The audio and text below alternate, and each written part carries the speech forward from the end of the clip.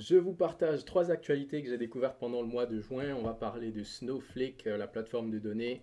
On va parler de supervision dans le cloud. Et puis, je vous parlerai aussi d'un challenge dans le monde IT, OT Télécom qui vient de se terminer, qui a été réalisé par Matthew Smith.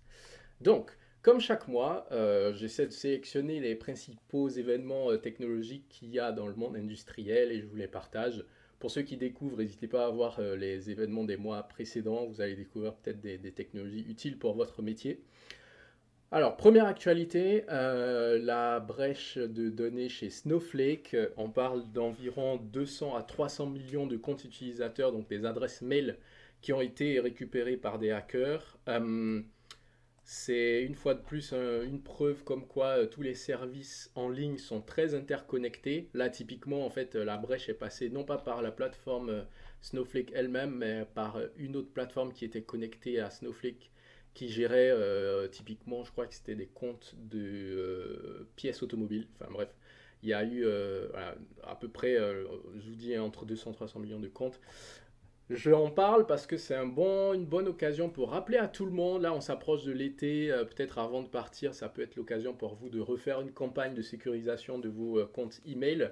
Quelque chose d'intéressant. Vous pouvez utiliser des coffres forts de mots de passe pour pouvoir avoir des mots de passe durcis que vous n'êtes pas obligé de retenir, mais que vous allez enregistrer dans un coffre-fort dont vous seul avez accès.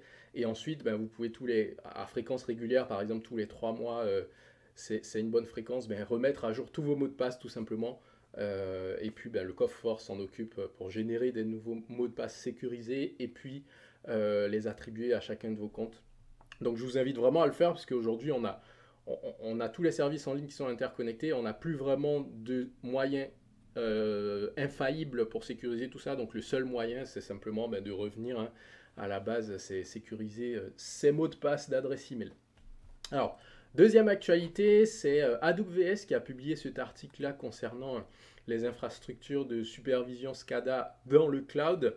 Aujourd'hui, vous savez qu'il y a pas mal de services AWS qui sont utilisés pour l'industrie, notamment IoT Core de AWS, Sitewise et Greengrass, qui permettent voilà, de récupérer des informations depuis un site industriel et puis de les gérer dans le cloud. Donc cet article-là, il a été écrit le 19 juin dernier par AWS justement pour parler de ce sujet-là parce qu'il commence à y avoir pas mal de solutions qui sont proposées. Aujourd'hui, il faut savoir que la plupart de ces solutions ne sont pas à 100% du SaaS, hein, c'est soit du IaaS ou du PaaS, donc infrastructure as a service ou plateforme as a service. Donc vous devez gérer quand même l'infra, vous devez gérer de l'applicatif, donc ça nécessite des compétences.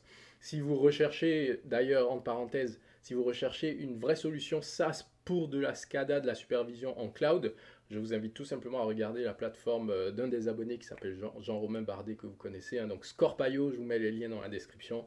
Ça, c'est une vraie solution SaaS. Mais là, pour le coup, l'infrastructure, là, dans l'article de AWS, ça partait plutôt sur du IaaS ou du PaaS. Bref, c'est des choses qui arrivent, donc c'est bien de se tenir au courant. En tout cas, là où ça peut être pertinent, par exemple, c'est pour des entreprises ou des usines qui ont déjà atteint une certaine maturité avec des infrastructures qui tournent et qui supervisent leurs équipements sur site et qui veulent passer à une infrastructure plus scalable, donc étendre à 1, 5, 10 sites la même chose qu'ils ont déployé sur un site. Donc là, ça peut être pertinent.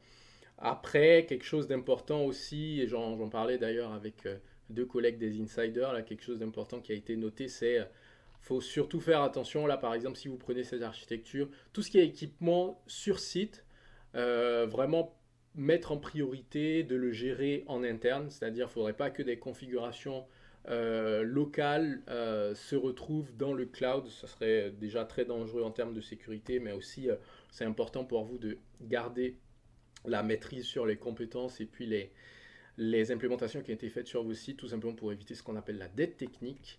Donc bref, quelque chose d'intéressant à voir, je vous mettrai le lien, et puis ben, ça a ses avantages, ses inconvénients, mais c'est toujours bien de se tenir au courant de ce qui se fait de mieux actuellement dans l'industrie.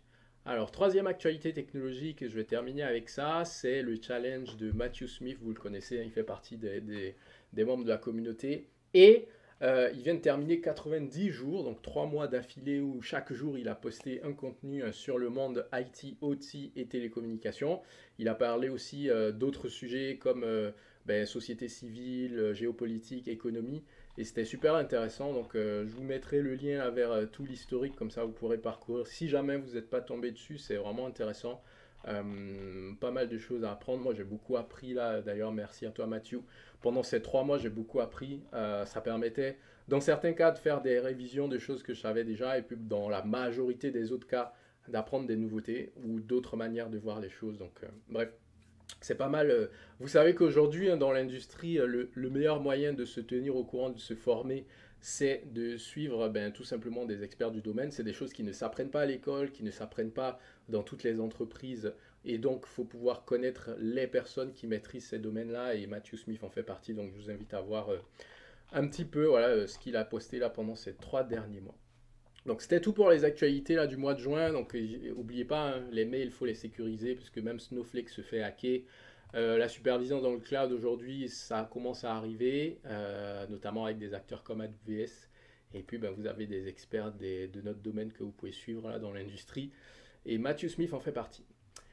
On se retrouve donc mardi prochain, comme toutes les semaines, c'est à 19 h temps universel, 21 h heure d'Europe.